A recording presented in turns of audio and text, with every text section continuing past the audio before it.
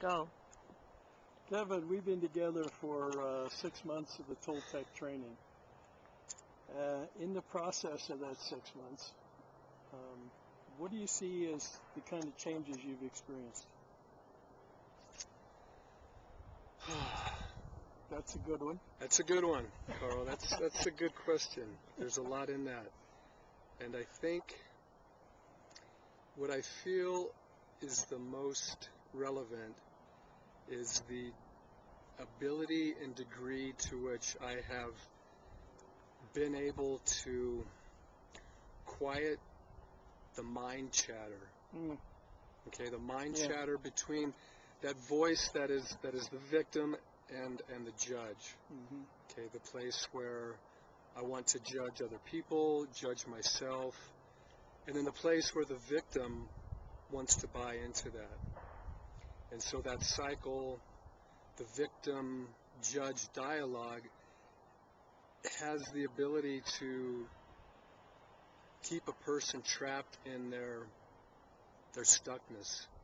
And so that for me is the main starting point, to learn to be aware of that mind chatter, that dialogue, and then begin to call it out, identify it, and then stop listening to it. Yeah. What happens when you stop listening, though? I mean, is there something else that takes its place, or is it freedom? Freedom. Okay. In my experience has been that to be aware of the judge that wants to say, I'm doing this wrong, or that person is doing that wrong, and usually that's from a centralized belief system that I hold towards myself, towards the world. And what's wrong with that?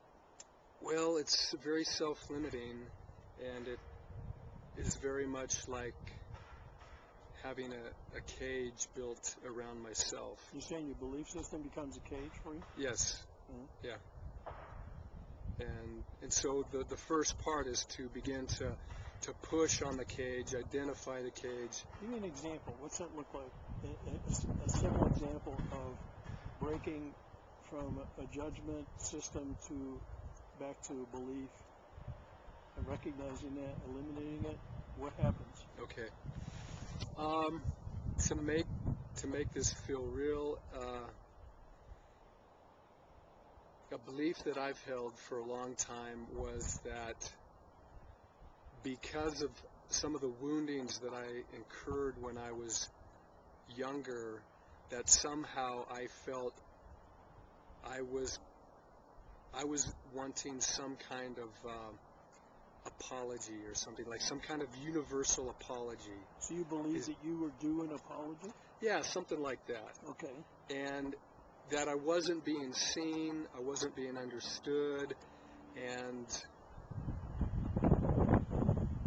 yeah, it was basically the place where the victim was still operating. So that was one of the first beliefs that got challenged, was that place that somehow somebody else or some other thing is responsible for my circumstance. And so that was a core belief to challenge. Yes. Yeah. Hello.